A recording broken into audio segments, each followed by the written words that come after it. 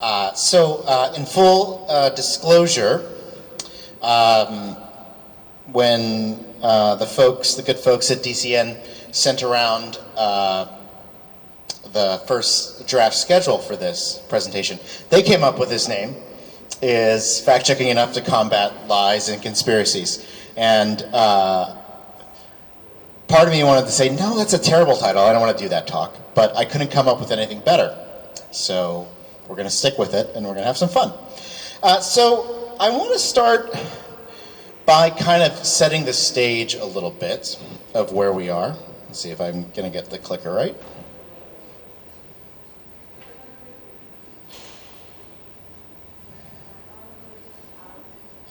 It's going.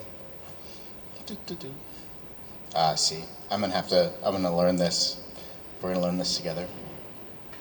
Aha. So, one of the things that I think is, this is good, right? Okay.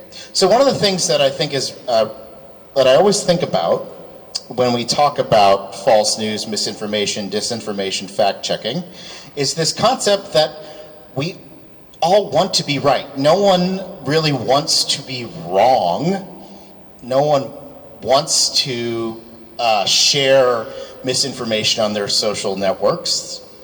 They want to find right information, share right information, and they want to prove that they're smarter than you, right? The next person. So what happens really naturally, and we have to think about this in everything we do, when we see something online that we don't agree with, we're always very skeptical about it, right? So whatever it is, if it's about a sports team that you hate, it's a product that you've tried and didn't work for you, or if it's about something in the news or politics. If it doesn't agree with your beliefs, you will think it's false. You'll be very skeptical of it. We don't have that same natural reaction when we see something that is confirming our worldview, right? So what we're not nearly as good at is checking and being skeptical of things that we agree with. So I want to bring up one example. It's an example that I remember from 2017, and it's something that my wife kind of got duped by. Is it going? No. Boop. Aha. Okay, so this is a tweet that was retweeted 21,000 times. So it was quote tweeted 6,200 times. It's an excerpt from a Michael Wolff book about President Donald Trump. I'm just going to read it very quickly for you. So on his first night in the White House, President Trump complained that the TV in his bedroom was broken because it didn't have the Gorilla channel. Trump seemed to be under the impression that a TV channel existed that screened nothing but Gorilla-based content 24 hours a day. To appease Trump, the White House staff compiled a number of guerrilla documentaries into a makeshift Gorilla channel, broadcast into Trump's bedroom from a hastily constructed transmission tower. Staff edited out parts of the documentaries where gorillas weren't hitting each other, and at last the president was satisfied. On some days, he'll watch the Gorilla channel for 17 hours straight. Okay, so this was a tweet that was very popular. It confirmed in the United States a lot of what people thought about Donald Trump, that he was kind of this barbarian, not very smart, whatever. It was also playing off real news that there was this book kind of critical of the president. But none of it is true. This did not happen. And in fact, it's so funny that Politico actually kind of wrote a story about this. Maybe it's 2 times. This is okay. I got it. That the Twitter handle. He's changed his Twitter handle. He literally had to change his Twitter handle name to the Gorilla Channel thing is a joke to kind of underscore this point. So my point here is real simple. For people who want Donald Trump to be seen as an idiot, this is something they are going to believe. They're going to retweet it, right? And because we don't have that same natural reaction to be critical of things that we don't agree with. Maybe it's so. People don't want to share false news. This is my belief. There's a recent study published in March in Nature, asked over 1,000 Americans of all political inclinations about their feelings about a number of topics and issues. 80% said it was very important for them not to share false news, right? So we have to trust these people. But again, the point here is that people want to share truthful information. And so we're going to help them by being a fact checker.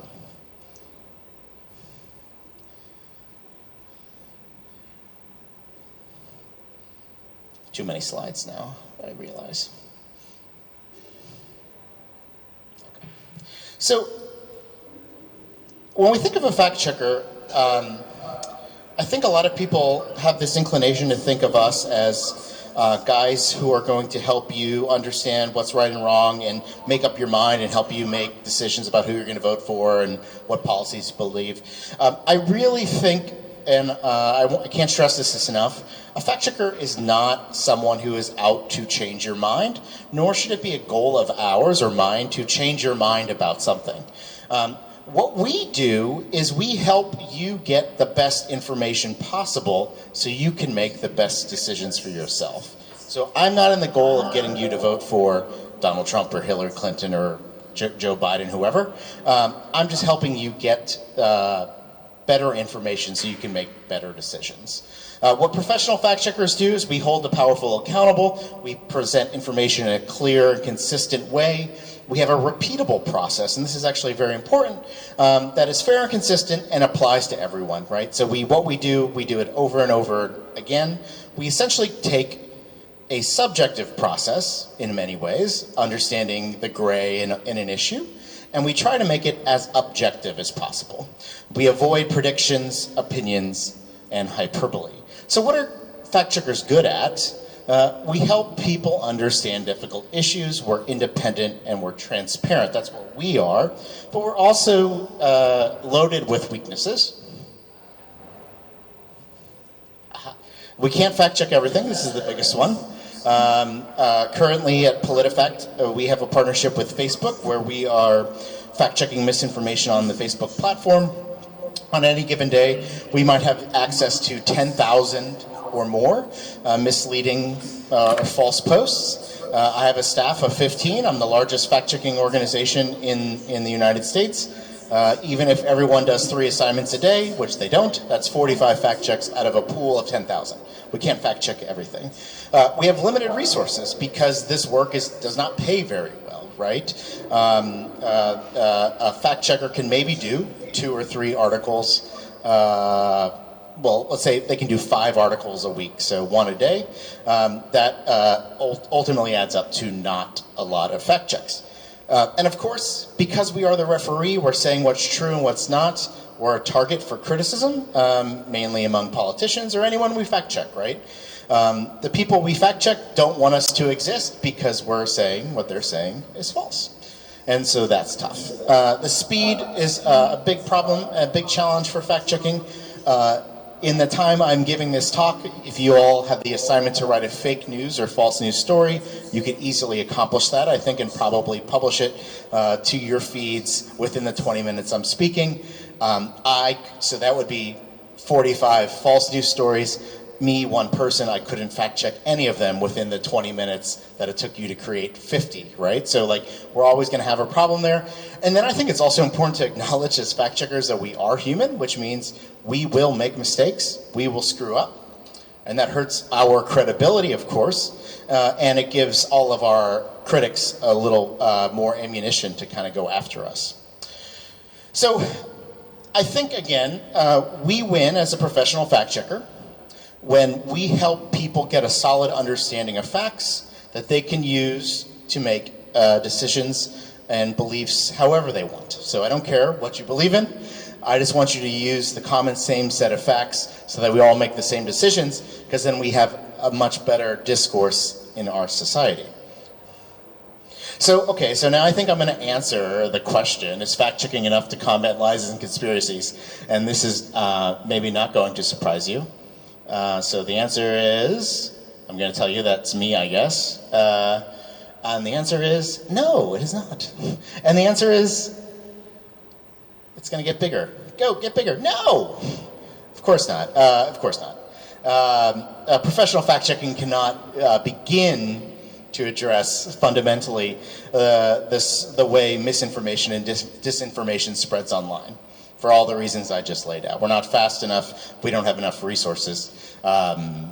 We make mistakes. We are not the solution. So, but as I was putting this together, I thought about this as a kind of an exercise, and it's actually kind of the major point of what I'm going to talk about. But what if I kind of hypothetically said the answer could be yes? So what if fact checkers could be the answer, like the sole answer to combating false information and conspiracies, right? Like, what would that look like? What would we need to do? And how might it work? So I think the first thing that I identified is we have a supply problem. So the problem with fact-checking is not that it's not effective. I can give you a page and pages of studies showing that people who read fact checks are better informed and make better decisions. People who read fact checks are less likely to spread false information. Politicians who know they're going to be fact checked are less likely to lie. These are all actual studies. So they exist. So fact checking works.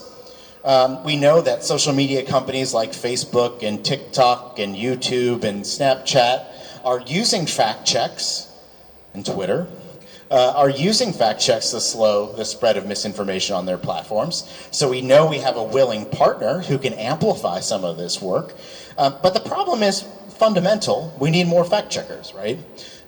In the hypothetical I just talked about earlier, where you made 50 false news stories in 20 minutes, I couldn't fact check one of them, but if I had an army of 500 people behind me, maybe we can debunk those all in real time or as close to it. And so then we have a supply problem. We need everyone to be a fact checker.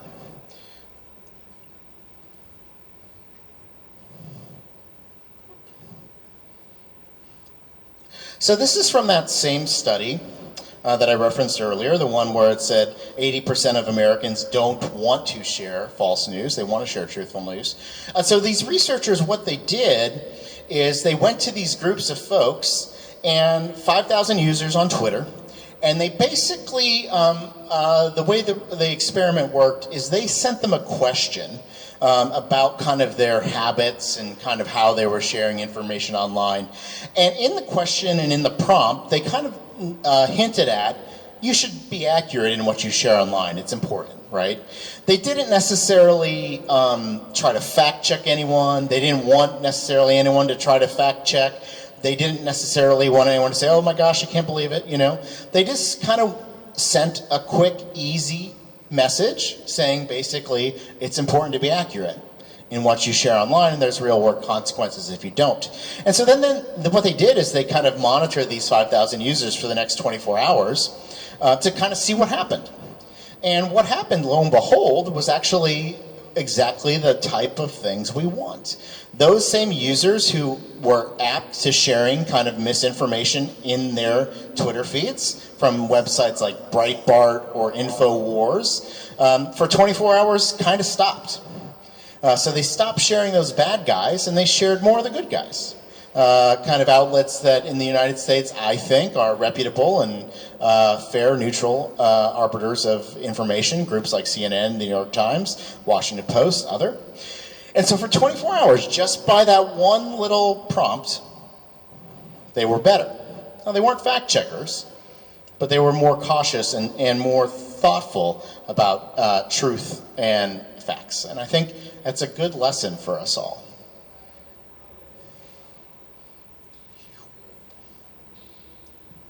So one of the important things here, as I think about this as how we can be, as a society, promoting more truth and trust and kind of building all that together, is we can't win by telling people they're wrong.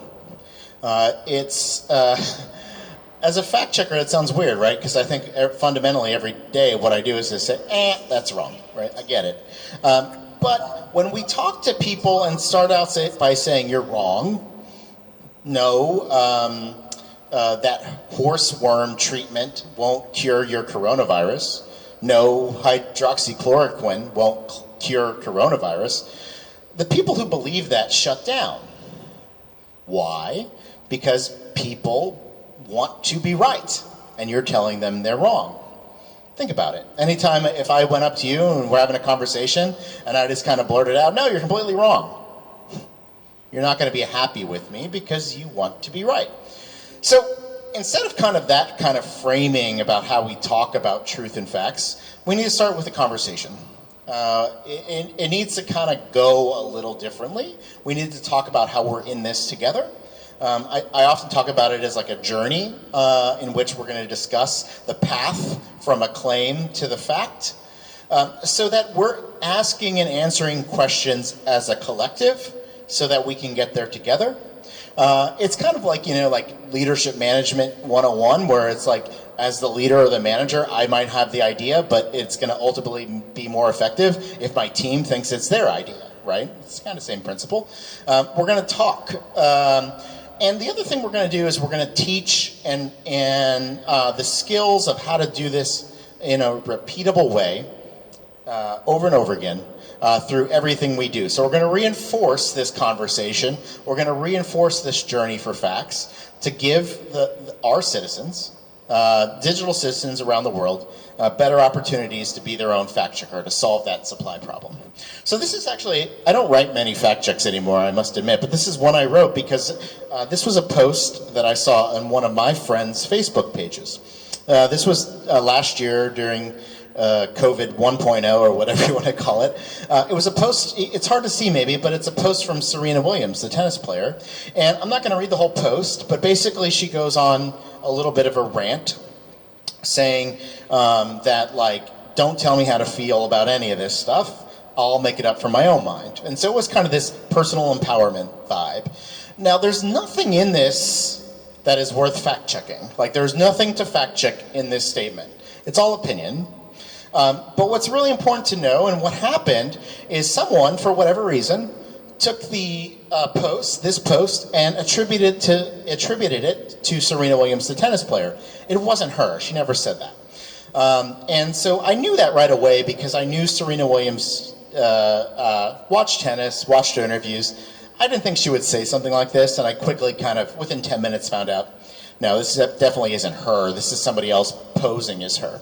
And so, okay, I wanted to fact check this, but then I thought, oh, I saw this because one of my friends, a guy I grew up with, had shared this on his Facebook page. So how would I tell him about this? I wouldn't just say, hey Mike, you're an idiot. This is not Serena Williams, you dummy. That's not going to be an effective strategy. You all know that. And also, this isn't something where there's literally things that are wrong in it. It's okay if you believe all of this, right? But the difference is, I just want you to make sure you know this isn't, if you thought this was from Serena Williams, it wasn't. So I started this story like this. You're probably seeing this story because you or someone you know shared an image from a post from Serena Williams. The message starts like this: I'm sick of COVID-19. I'm sick of black versus white. I'm sick of Democrats versus Republicans, so on and so on. The message of the post is an opinion, and therefore nothing for us to fact check. So I'm not saying you're wrong. Believe it if you want. But as the message was shared and shared and shared millions of times, someone made one significant and misleading change. Someone took a post from a person named Serena Williams and manipulated the image slightly to make it appear as though it came from the tennis superstar of the same name. All I was trying to do here is say, you're welcome to believe this if you want, and I'm not trying to criticize your beliefs. I'm just wanting to give you the best facts possible so you can make better decisions. In this case, it wasn't Serena Williams. So how could we do this practically? One of the ways, my thought is using these three questions from the Stanford History Education Group. If someone has heard me talk before, I may have brought these up. I think these are three simple, fundamental questions that if we ask, and we could take 2 minutes to ask before we share or post content, we're going to be at a much better place. I'm going to walk you through with a real example here. This is something, again, that I saw on Facebook. This post had 1.1 million views in the 24 hours before I made this presentation. So last week, from Wednesday and Thursday, 1.1 million views. It's from this woman named Alexis Clarenbeek. And all it says a lot of things, but what stuck out to me is this first line: "Thank you for allowing Scott Gottlieb," he's a U.S. guy, "to be the commissioner of the Food and Drug Administration. They approve our drugs and the COVID-19 vaccine, and then allowing him to profit from Pfizer, the drug company." So I saw this post. I know nothing about her. I know nothing about the post, but I'm like, that would be something we would fact check. And so the first question I'm going to ask, and you should all ask, is who is sharing this information? What do we know about them? So Alexis Clarenbeek, I don't know who she is, right? So she's a random person to me. So do we trust a random person more or less than average? Less, right? We don't know anything about her. The same goes for news companies. If this was shared by the New York Times, I know the New York Times. Do I trust them more or less than the average news company? I trust them more. We're building a relative scale in which we can trust and believe what we're seeing. It's not going to be foolproof, but you're going to get a lot of the way, a lot of the time. So again, I don't know Alexis, but if she was a friend from high school or university, I might trust her more because I know her. And that's okay, but I'm making those decisions, split time and real time. I clicked on her profile, by the way, and basically she's what we call in the United States a multi-level marketer, which means she sells like health goods to people, and then she sells that product to other people to sell to other people. Pyramid scheme, frankly, but not all that important in this specific thing. So this is what I know about Alexis. The second question I'm going to ask is, what is Alexis's evidence? So I expanded the post a little further just to see. So how does Alexa know what's going on? This happens, we should be asking the same question in anything we see in news. What sources are they providing? What links are there for me to review? What else is there and available? So the same question I might ask. So on one example, I said New York Times, I trust them more than the average. But if I say, what is their evidence? And they say their evidence is based on unnamed sources, then I make the decision, I'm going to trust that story a little less because they're not willing to tell me who sent it, who said it, where's the information coming from, right? We're going to make those calibrations. In this case, in Alexis's case, there is no source here, right? It's just an opinion. It goes on to talk about putting dyes in your food and things like that. So not a lot of evidence for this to be true. So I don't know her. I don't have any evidence. So now my hairs on the back of my neck are up because I'm thinking this might not be correct. The last question will help me figure out the answer, I think. And it's kind of saying, what do other sources say? So this is Scott Gottlieb, by the way. So basically I did a 2-minute Google search. And because I just Googled Scott Gottlieb, FDA, Pfizer. I found out Scott Gottlieb stepped down from the FDA in April of this year, and was appointed to Pfizer's board of directors in June. Okay, so that's a plus for Alexis's post, I would think. I found this quote, I called balls and strikes enacted in the public interest. Okay, so he's saying basically I'm doing it all by the book, no problems. I found this data point, which I think is important, that the FDA issued the full approval of the Pfizer vaccine on August 22nd. He was gone in April, so Gottlieb wasn't involved. And then I found this last point also interesting. So in the United States, the government, so the FDA, did not fund the research or development of the vaccine. For the Pfizer vaccine. They did for Moderna, by the way, but not for Pfizer. And so I did this in 3 minutes, and I came to the conclusion that I was actually surprised, because I was like, Alexis isn't totally wrong here, right? She may not be totally right, and she might be leaving things out of her post, but by going through all 3 of those questions, that helped me arrive at that answer. If we reframe how we do fact-checking, and we reframe how we talk to people about facts in this kind of manner, this conversation, let's go on the journey together, let's figure it out together, we might come to a place where we were maybe more closely aligned than we originally thought. I'm wrapping up. I think I'm probably a little long on time. I apologize. So sure, people do not trust the media today, and I understand that. And I think we all realize there are significant headwinds to making kind of substantial progress. But I think what I want to leave you with is kind of where I started, which is people in their nature, and it's something I believe, right? But I also think the facts support it. People want to be right, right?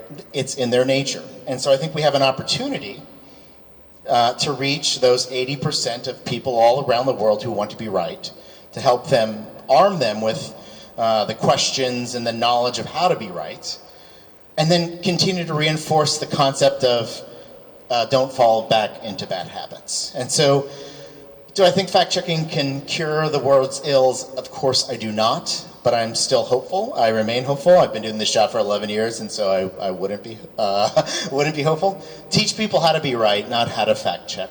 Don't try to change people's minds, change their tactics.